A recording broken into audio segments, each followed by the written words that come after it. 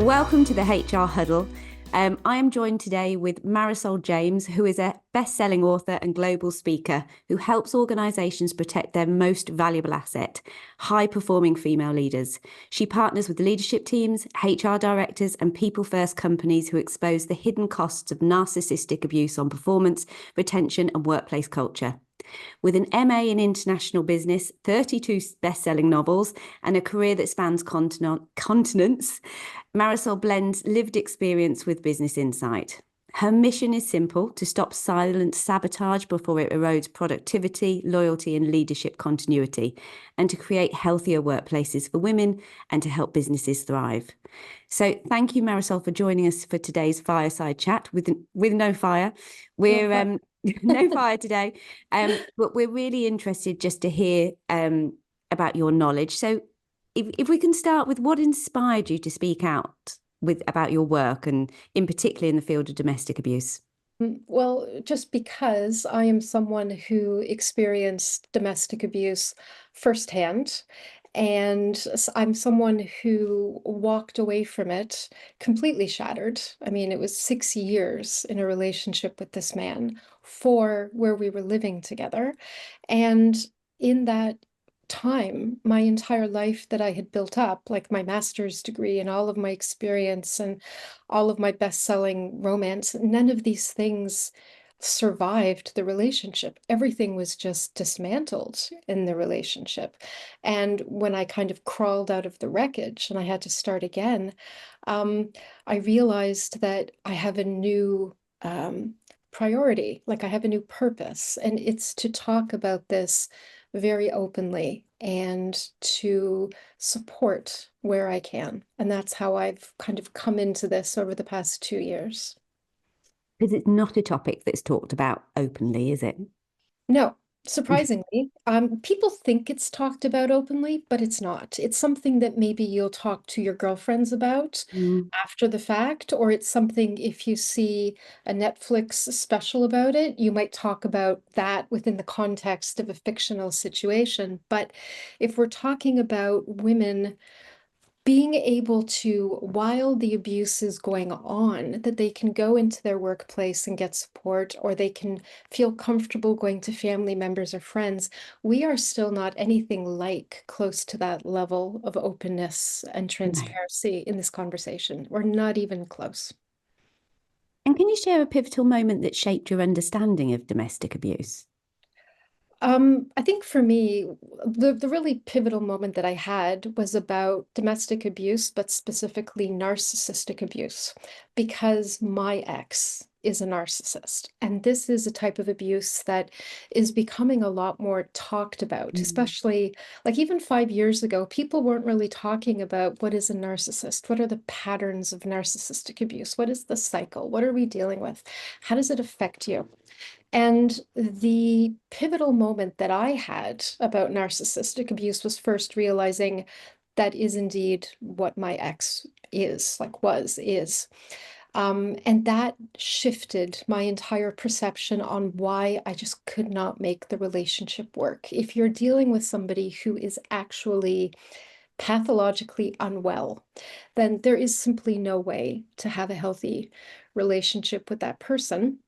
And the second pivotal thing that I realized that I had no idea is that high achieving, high performing, successful women are targeted by narcissistic personalities for a whole lot of different reasons. But I had kind of walked away thinking that there was something in me that I was weak, or I just wasn't good at relationships, or there was something fundamentally wrong with me. And it wasn't until I got out of the relationship and got some clarity that I had this pivotal moment of realizing the reason I was with that man, the reason he targeted me was because I was a successful, high-performing woman. And that also completely reframed how I thought about the relationship and the why me question that abused women always ask ourselves after the fact. Mm. Wow. Okay. And what are some of the common misconceptions about narcissistic abuse or domestic abuse that you encounter in your work? Well, I've mentioned one. The first is that anybody who's a victim of any kind of abuse is somehow weak or powerless or, I don't know, uneducated or Mm, financially unstable. Like we somehow have this idea in our head that an abuse victim is some downtrodden, sort of weak little woman. And as I just said, if we're talking about like narcissistic abuse, emotional abuse, mental abuse, coercive control, financial abuse, the majority of the victims of that are actually women like me, like high mm, achieving women who are educated. We are the ones that it's a it's a thrill to kind of take us down a few pegs. To dismantle a powerful woman is very empowering to someone who doesn't actually have any genuine, legitimate personal power. So the first thing that people think mistakenly is victims are weak.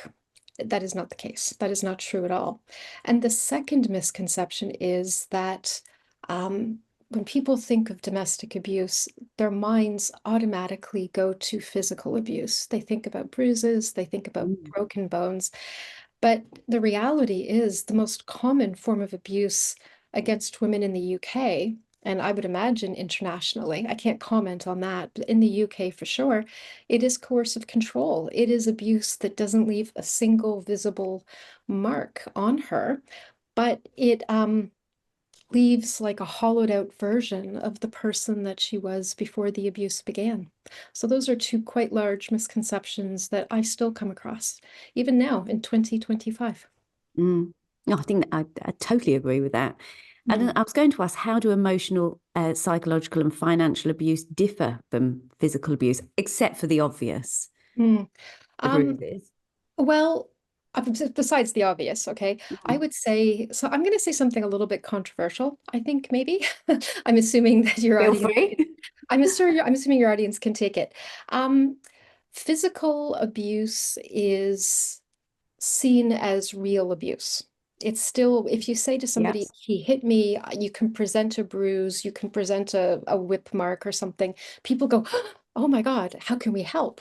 But if you try to explain that if I use the wrong tone when I speak to him, he shouts me down, name calls me, physically intimidates me, leaves the house, and gives me the silent treatment for 5 days. They go, well, he didn't hit you. So it's not Mm, really abuse, right? So I mm, think that if we're talking about emotional, mental, and financial abuse, people still think of it as, well, it's not that bad. Like it's not real abuse. And the second thing I can say about it, in terms of the differences, as someone who experienced mental, emotional, financial, sexual, and physical abuse at the hands of my ex over that 4 year period, the physical abuse was and still is the easiest to get over. I have a permanently damaged right shoulder from one particular night where he really, really hurt me. And when I think about what's the hardest part of getting over the abuse, I don't think about my shoulder. I don't think about the physical abuse. I think about his voice in my head telling me all these horrible things about myself. Or I think about the fact that I didn't recognize myself in the mirror some days because I just did not look like myself, and crying in the shower every morning and being so confused about why I was always apologizing for everything. Like, how is everything always my fault? And mm, so I can honestly say that being physically abused by my ex was the easiest part to get over and get past. So this idea that somehow things that aren't physical are less damaging is so, so incorrect. It's completely wrong, actually. yeah. Um, and so to help people in the workplace, or to, help our audience in the workplace Mm. and generally in life, what are some of the early signs that people should be aware of? I mean, in terms of you're entering an emotionally or an abusive relationship, No, or that in somebody relation to is being abused. spotting and helping Okay. somebody who's already, to Yeah. see that somebody's in an abusive Trouble. relationship. Okay. Mm. Um, it's really interesting because it's kind of like the physical abuse thing, where people think that um, if somebody is showing bruises and such, they are being abused. If there's no visible marks, they're probably fine. It's the same idea that people think that if somebody is being abused, then they are missing weeks of work at a time, or they are having breakdowns at their Mm. desks. You know, they're crying and they're in hysterics or whatever, or they're overreacting to everything. And people think that's the sign that something's wrong. That is also incorrect. Just as wrong as thinking that physical abuse is the only type of abuse there is. The truth is that women who are being abused at home, when they show up at the workplace, for example, it is tiny little shifts in behavior, in dress, in appearance, in how they talk. And these are things that are very often just sort of chalked up to stress or Mm. burnout.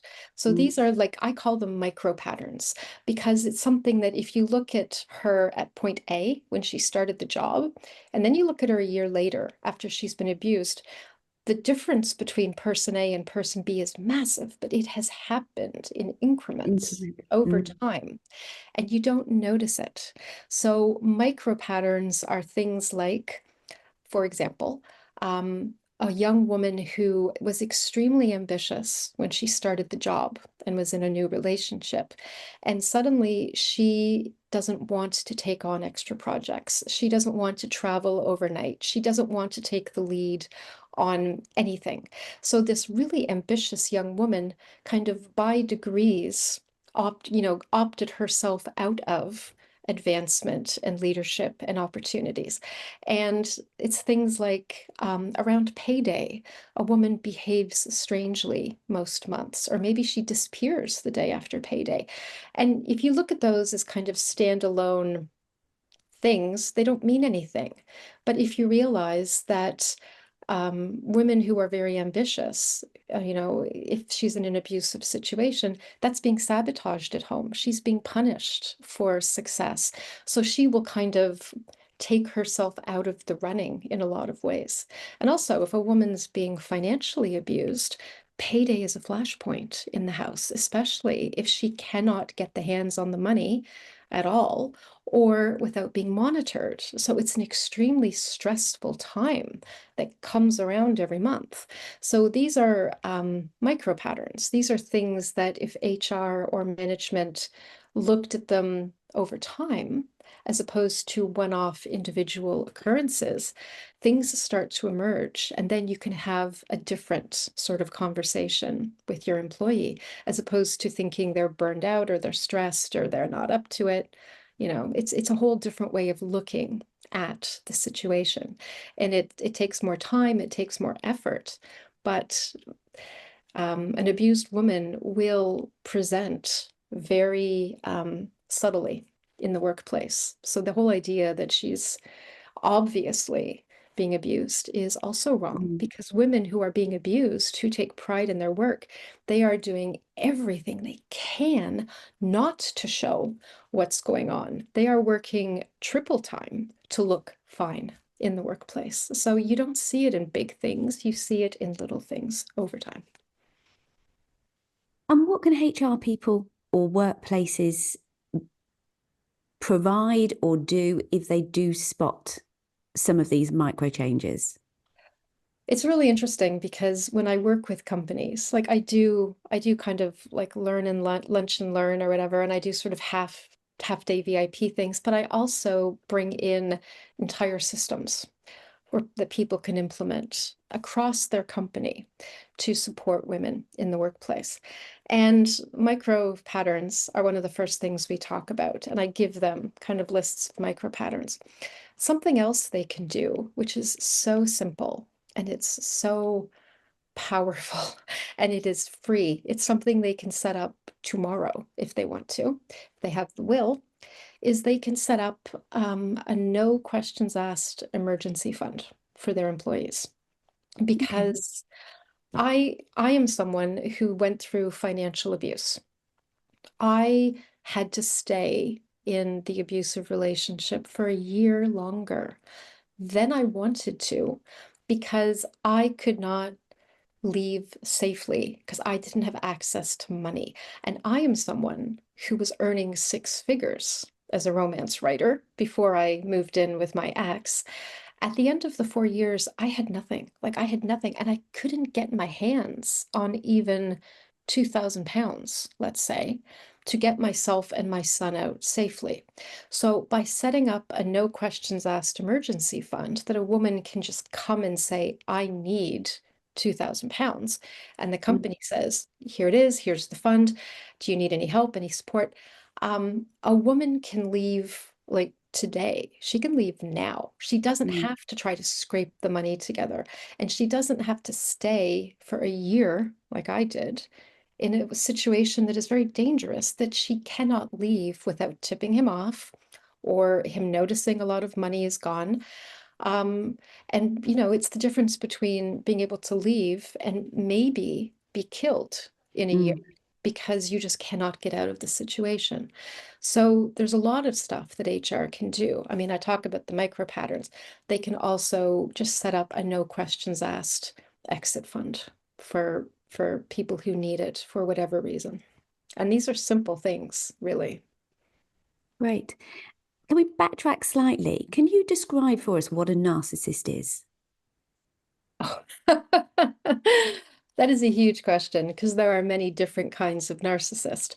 Um, if I had to say what is the all-encompassing similarity between every kind of narcissist out there, it is a pathological inability to take accountability or responsibility for anything. And it's a lot more complicated than that. But a narcissist is essentially someone who nothing is ever their fault.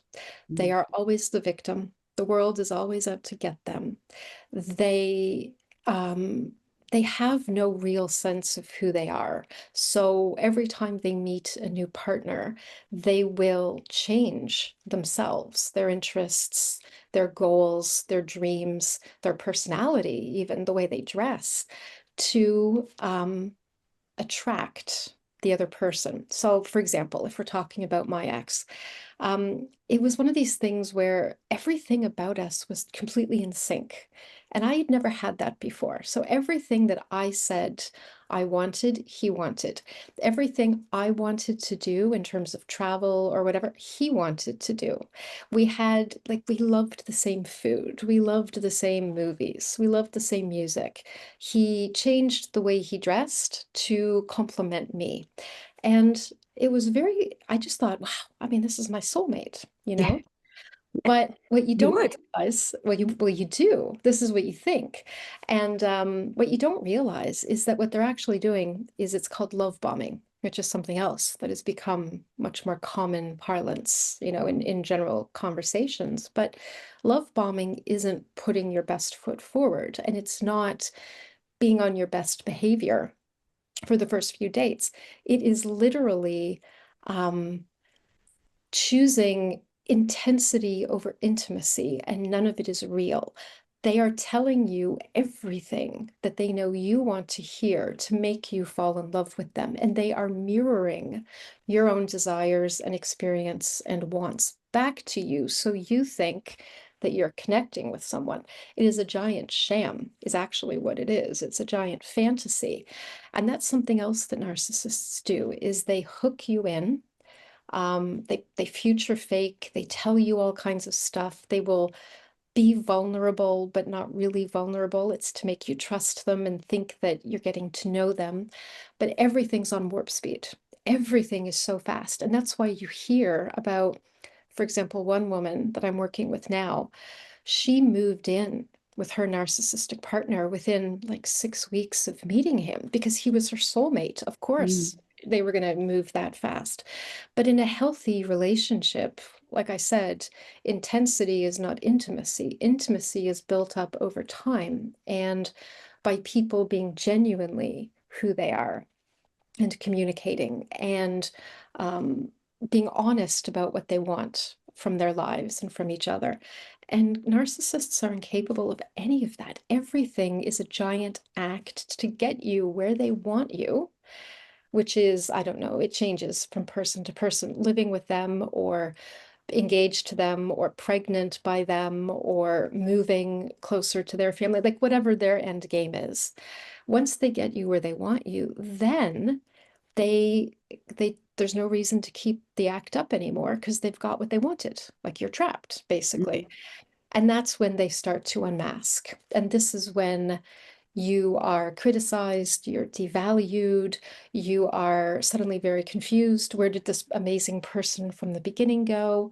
Or you've done something they want you to do, and you say, well, you promised you would do this, and they deny they ever said it, or they say, well, you misunderstood. And suddenly you have no idea who you're even in a relationship with. And this is the slow, gradual decline of the relationship and your sanity, frankly, Mm. if you're dealing with a And narcissist. then that's the abuse cycle then Mm, that starts that we were talking about, isn't it? Where you Michael. go from the love bombing to not knowing where you are. Yeah. Well, it's the love bombing, which is the hook. It pulls you in, and they're this amazing person. Like you've never met anyone like them ever. And you have never felt so seen, and you have never felt so understood, and you have never felt so admired and loved ever in your entire life. And then when they kind of get you where they want you, the devaluation phase starts. And this is where there's a lot of mind games, and there's a lot of I didn't say that, or you misunderstood me. Or if you try to have a conversation with them about something, they will deflect, they will deny, they will blame shift.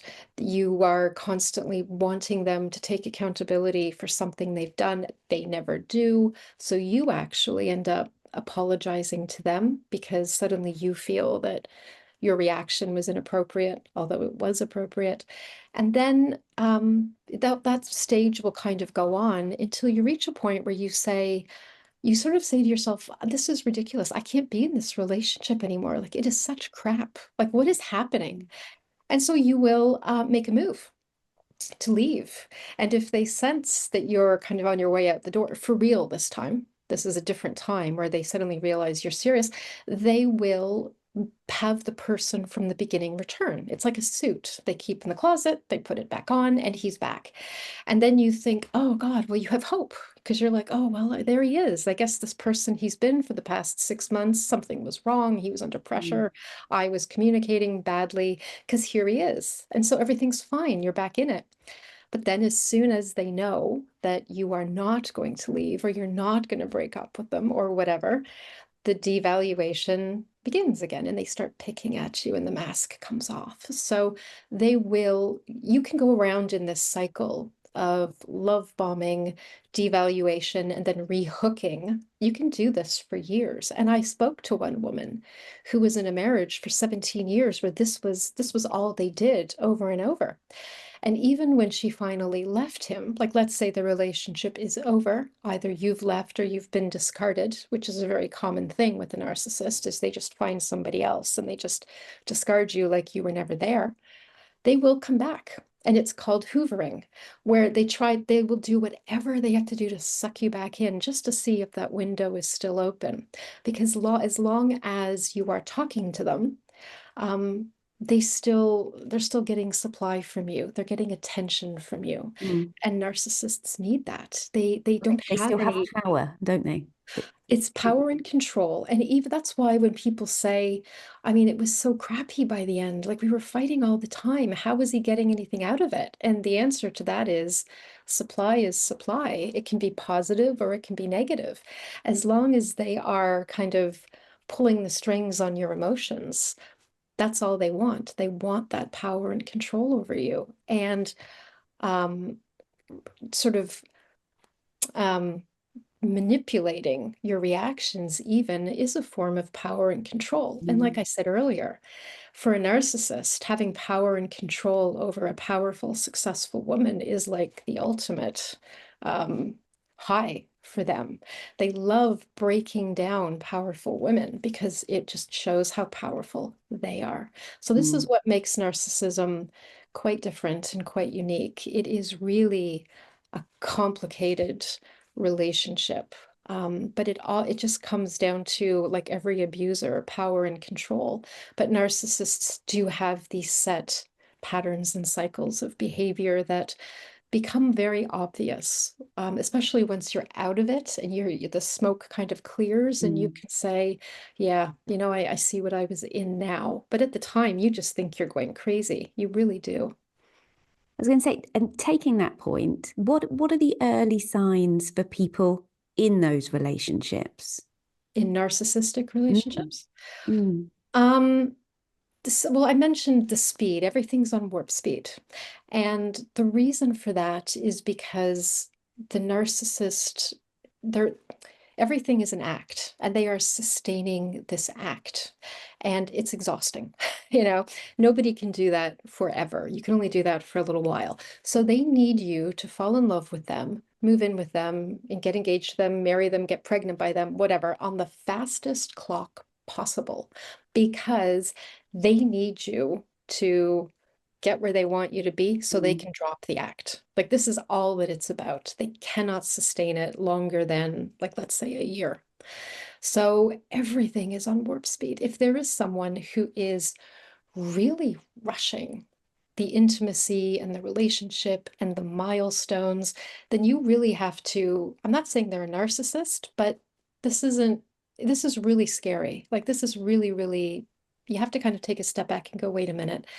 And I was reading a report or a study that when you are kind of constantly flooded with all of this attention and all of these texts and all of these gifts and all of this stuff that the narcissist just keeps hitting you with, your prefrontal cortex kind of shuts down. Like, you aren't given any time to think things through. Everything is emotion and everything is overwhelming. And your brain literally can't keep up with the constant attention. So everything is like a high and then another high and then another high. Like, you get these constant, likes from them. And your brain the part of your brain that's like, okay, whoa, let's just take a step slow back. down. You can't. It's not functioning. So that's why the love bombing stage is so intoxicating and it's so strong, like it's so powerful. And that's why you feel like you're just swept away by it all. It's because you are. So that's one of the very early warning signs that you're in a narcissistic relationship, is that you're just not given any time to breathe. And another sign, and I always say this to women, if they say to me, how do I know that I'm in a narcissistic relationship? The easiest test is to deny them something. Say no to something. Set a boundary about, like, anything. It doesn't have to be a real boundary. Just disagree with them about something and watch how they react. Because a healthy partner will say, oh, cool. Like, that's fine, right? But a narcissist cannot stand to be denied or rejected, or they call it being disrespected. So if they want something and you say no, you watch them lose their minds. Like, just my ex, like, he used to come into my room and just start opening and closing drawers, like my clothes. And I was like, what are you doing? And he's like, oh, well, I would say, Christmas is coming. I've got gifts. They're hidden. Could you not open and close my drawers? And he's like, oh, well, you're trying to control me. Like, who do you think you are telling me what I can do? And it's like, that's not what's going on. I'm just telling you, please don't do this. And he Mm, could not handle it. And looking back on it, every time I defied him, you know, just by saying no or disagreeing or setting a boundary, they cannot tolerate it. They see it as rejection. And that's also a really big danger sign. If you're in a relationship with a healthy adult, they can handle being told no. mm. But a narcissist simply cannot. I promise you. It's another one of the very early signs that you're not in a great dynamic. Okay, fantastic. Um, Marysol, tell us more about what you do and the work that you do and the help that you can give HR people. I do, my work is kind of divided into three things right now. First, I do a lot of speaking. I do workshops, I'm going to events and conferences. I'm in London this week at the National Women's Leadership Summit. I'm speaking there for 20 minutes. I'm up in Scotland next month at the Scottish Women's Wellness Summit. I'm running 2 workshops there. So I do a lot of speaking and workshops, which is just talking about a topic, depending what the purpose of the event or the workshop is. The second thing that I do that might be a bit more interesting to your audience is I work with HR, I work with managers, I work with boards, I basically work with companies Mhm. to set up internal support systems because less than 5% of UK companies have any kind of domestic abuse policy in place, which means that over 95% of UK companies are not even having a conversation Mm. about one of the most urgent issues facing women today. 1 in 2 women in the UK will be abused at some point in her life. This is an overwhelming number of Wow. huge. And so that means that right now in your workplace and your listeners in their workplaces, I promise you, there is a woman who is being abused at home. I would lay the next 5 years of my salary on it. It is just undeniable. The statistics tell me it's true. So I work with companies to set up some kind of internal structure. And then once that's in place, I do a lot of training for especially HR seems to be where a lot of this stuff comes down. But more and more companies have chief people officers or chief wellness officers, and this would be under their purview. But I train them what to look for, how to have the conversation, how to bring the subject up without causing undue stress or possibly putting the woman in more danger, because that's Mm. always the risk as well. And then I also offer one-to-one support to women. So I have a lot of clients that I work with one-on-one who are in narcissistic relationships or have left them and are in recovery. So what I offer companies is if they would like to buy one of my packages, like a 6-month package, a support package for their women, then they can do that and they can give it to their women as one of the benefits of working at the company. So they get support at work because the system has been set up. There is someone trained in what's going on. There's someone there they know they can have a conversation with openly without penalty. And then they're also supported outside of work by someone who's like freelance, like part of the Mhm. company, but not part of the company. So there's that added layer of confidentiality and independence that I provide to the women one-on-one. And that is very individual. It's tailored to their situation, where they are, what they want. And that's what I do in, like I say, I'm in 3 different sectors, but in terms of where your listeners might be interested, I do work with HR and wellness to really set up a domestic abuse policy that works for the company and then support the women individually if necessary. Brilliant. And I think that the fact that it's set up by the company, but you're detached from the company Mm. is really valuable because, just having that external person there for advice and support, I think Yeah, is it is makes a really key. difference. Well, and it makes a difference to the women because I can talk to them about something really personal. Like they can Mm. be very transparent and very vulnerable with me. And they And know it's not in the workplace. I'm not going to tell anybody. It is between us. It stays between us, and that's it. And then they can go into the workplace after they've spoken to me, where we've made a few decisions or talked about a few things, and they can go in and they are stronger for the conversation because they've already worked through a lot Mm. of the emotion and the stress and the uncertainty individually, and then they can go into work and it's a little bit of an easier conversation with HR or the chief people officer or their manager. So they're getting support on both ends. They're safe in both places, but they get something different, slightly different from each side of the equation. Fabulous. And finally, Marisol, what message would you like to leave with those people listening today? Can I say something a little bit a Yeah, little bit harsh, perhaps? Um, absolutely. Okay, well, the thing is that, like I said, less than 5% of UK companies have any kind of domestic abuse policy, which means they're silent on this. Mm. And as someone who lived this and I had no one to reach out to. I had nowhere to go.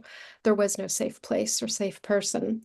I can tell you that if you stay silent on domestic abuse, you are not just silencing the victim, you are actually empowering and pretty much supporting the abuser.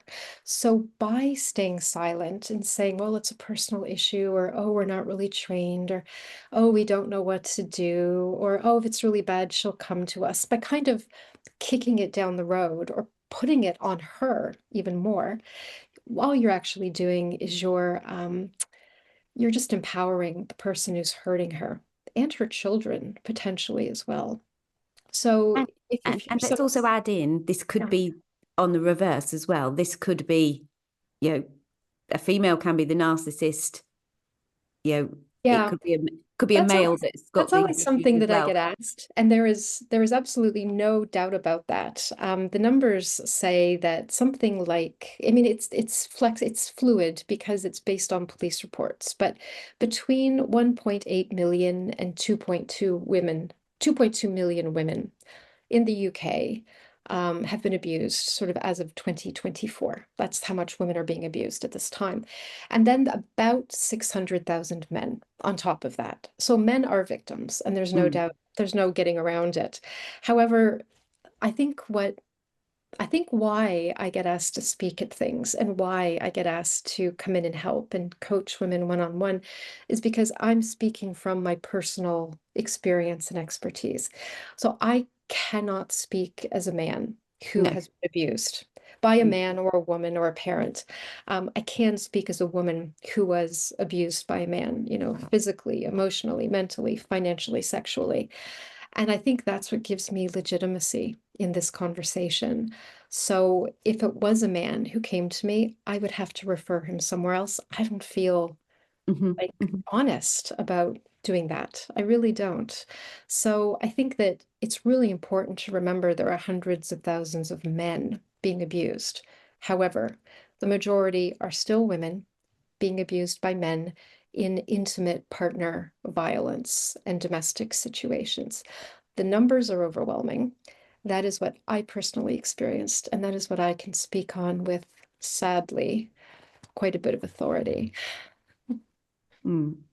Marysol, thank you so much for your time today. Thank you for your honesty. Thank you for the transparency. Thank you for the good advice and the help and support.